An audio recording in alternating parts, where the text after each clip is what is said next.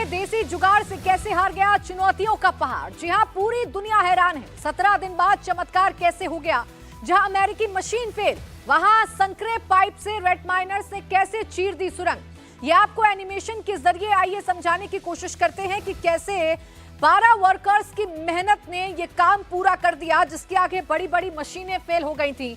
तो एनिमेशन के जरिए आप समझिए, ये वो टनल है और इस टनल में डाला गया था ये संकरा सा पाइप जिसके अंदर घुसकर 2 रेड माइनर्स लगातार काम कर रहे थे। हाथों से जो सामने पहाड़ जैसा मलबा था उसे खोदा जा रहा था, चूहे की तरह बिल बनाया जा रहा था, मिट्टी को पीछे की तरफ फेंका जा रहा था और जो दूसरा मजदूर इस पाइप के अंदर था वो लगातार इस मलबे को भरकर बाहर की तरफ निकाल रहा था। और ये जो मजदूर बाहर पाइप के थे ये रस्सियों के जरिए लगातार उस मलबे को बाहर खींच रहे थे, उसे डंप किया जा रहा था और फिर जिस जगह पर या जिस चीज में मलबा भरा जा रहा था उसे फिर अंदर की तरफ भेजा जा रहा था।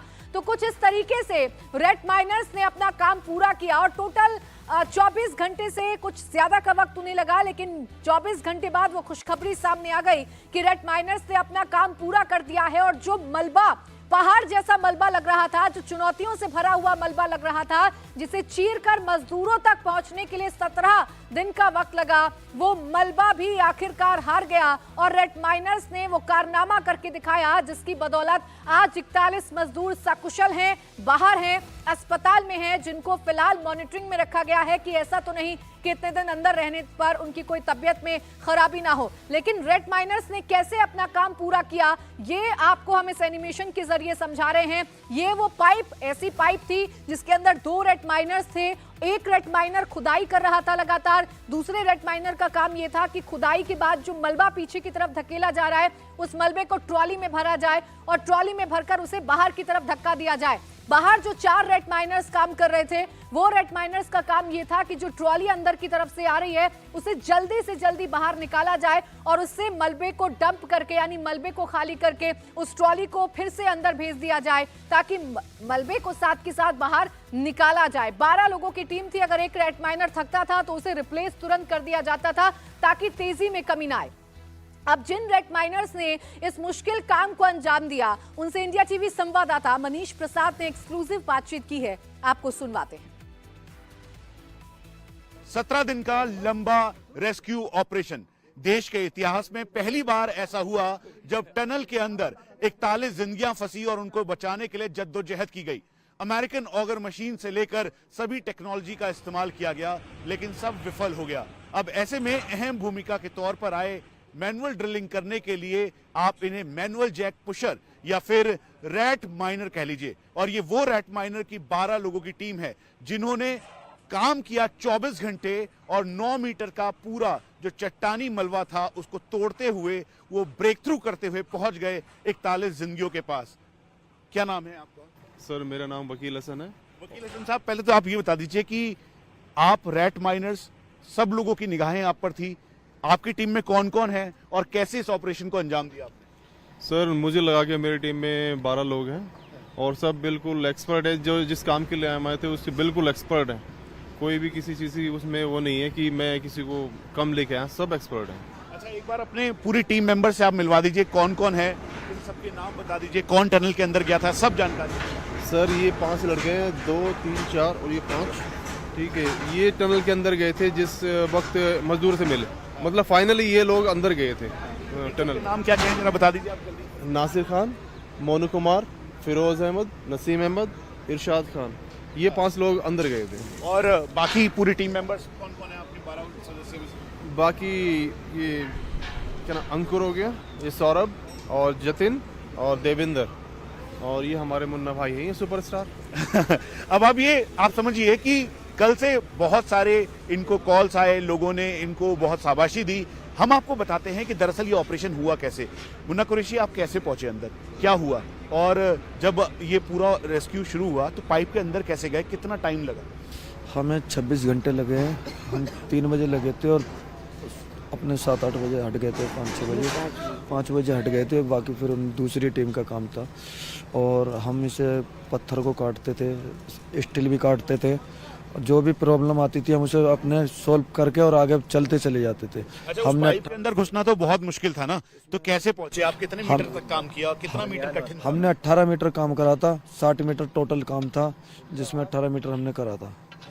और कैसे आप आगे पहुंचे? आगे पहुंचते रहे, काटते रहे, किन किन औजारों का इस्तेमाल किया? हमने हिल्टी का इस्तेमाल किया, गुदाली का इस्तेमाल किया और अपने जो भी फावड़े सावड़े थे उनका इस्तेमाल किया। क्या नाम है आपका? फिरोज कुरैशी। फिरोज, कैसे पहुंचे पाइप के अंदर? और घबराहट भी हो रही होगी या फिर आप एक्सपर्ट हैं? और जब उधर पहुंचे, जब आपने आखिरी तोड़ मारा, जब आमने सामने हो गए, थ्रू आउट हो गया, तो कैसा लगा आपको उस समय जब 41 लोग आपका स्वागत कर रहे थे? क्या किया उन्होंने? देखो जी, पहली बात तो हम इस काम के अंदर एक्सपर्ट हैं, बहुत अच्छी तरीके से बढ़िया काम जानते हैं हम।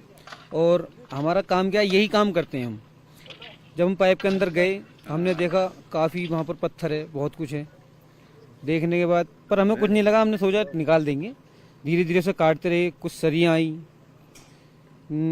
36 की, और पाइप वगैरह भी आए थे, चैनल वगैरह भी आए, सब कटर मशीन से काट पीट के उनको निकाला।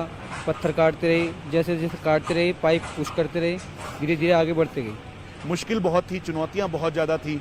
और शुरू में जब लोहा या फिर स्टील आ रहा था तो कितना वक्त लगा, और आखिरी में जब आप पहुंचे तो कितना वक्त लगा? सर, नामुमकिन को मुमकिन करा हमारे पूरे स्टाफ ने। ये लगा लो, वेल्डर, कटर, फिटर, जो भी थे हमारे मैकेनिकल काम के कारीगर, सब मिनट सेकंडों में कर रहे थे काम को।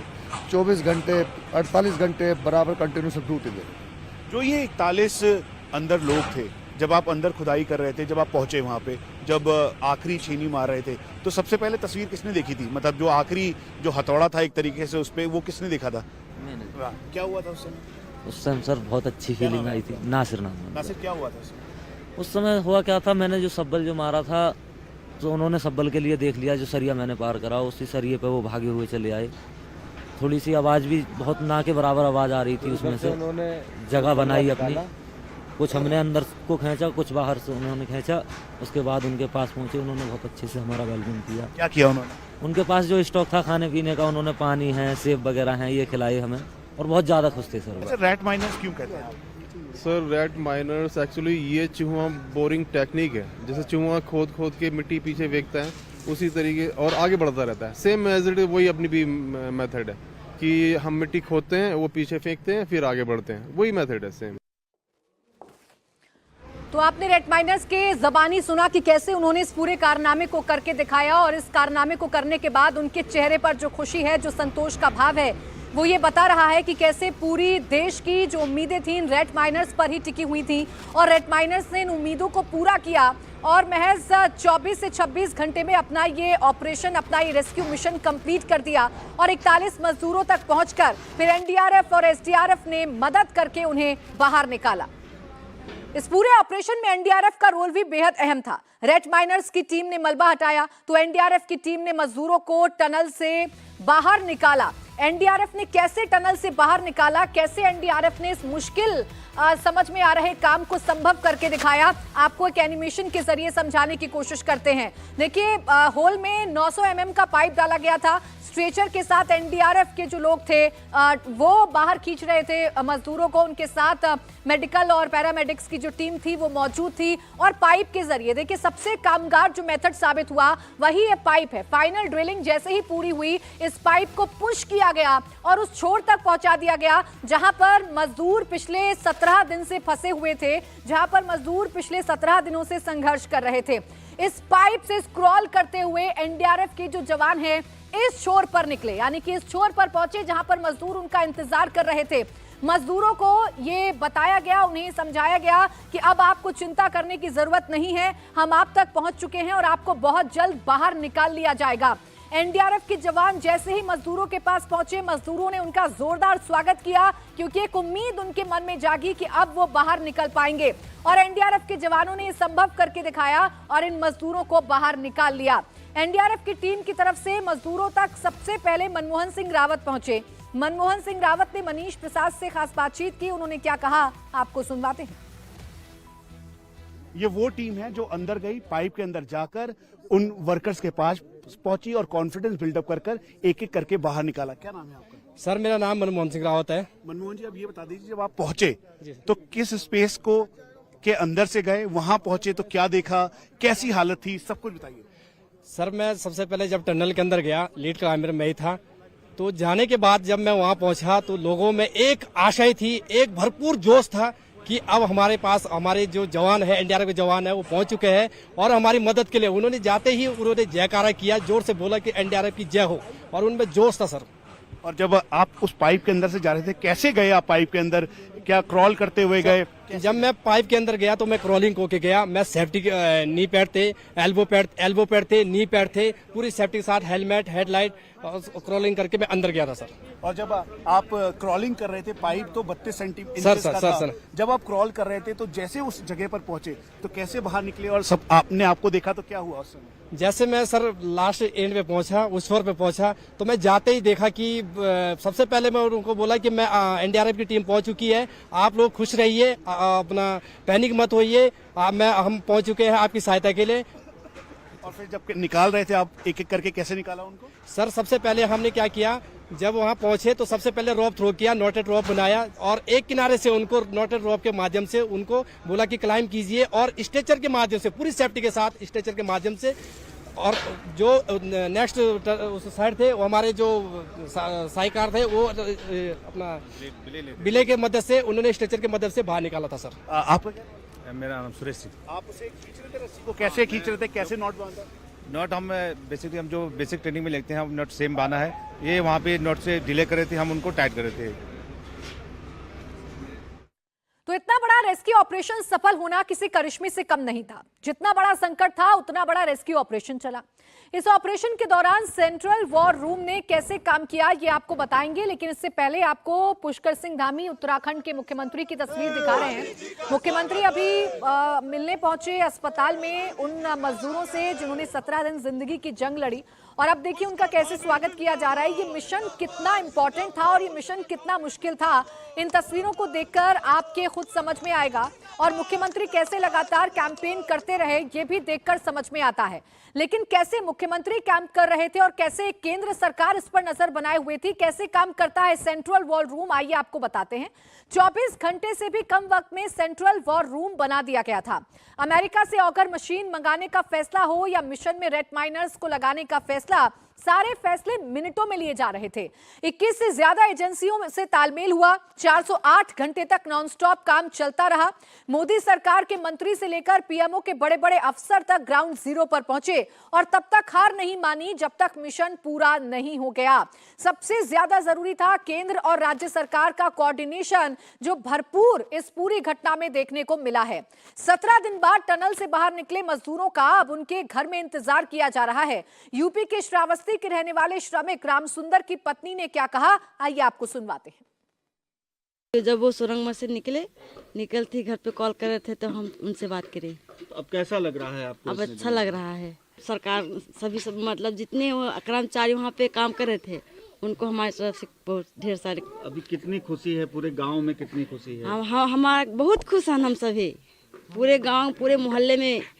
शाम को जब बाहर वो निकले इतने खुशी थे कि हम क्या करें। फूल वगैरह जो माला फूलों से स्वागत करेंगे और क्या करेंगे, गोला तमाशा लगाएंगे खुशी में। तो खुशी साफ तौर पर देखी जा रही है। सिर्फ रामसुंदर ही नहीं बल्कि संतोष के घर वाले भी उनका इंतजार कर रहे हैं। संतोष के चाचा ने बताया कि घर में दिवाली जैसा माहौल है। बहुत खुशी के दिन है जी, बहुत खुशी, सभी लोग खुशहाली मनाए, दीपावली जैसे मनाए हर चीज़।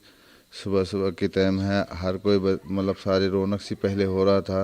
और ये मोदी जी को हमारे इसको भी बधाई दिए हैं कि हमारे बच्चों को सुरक्षित निकाले हैं, हमारे बच्चों को अच्छे से देखभाल करके निकाल के। जो 17 दिन बीत जाने के बाद सारे की उम्मीदें टूट रहा था कि हमारे बच्चे निकलेंगे या नहीं निकलेंगे, और फिर जब निकल गए तो सारे हर बच्चे को खुशी में आया, मतलब रौनक हुआ कि हर बच्चे खुशहाली मनाने लगे दीपावली की। हमारे बच्चे आप घर आ जाएंगे सर।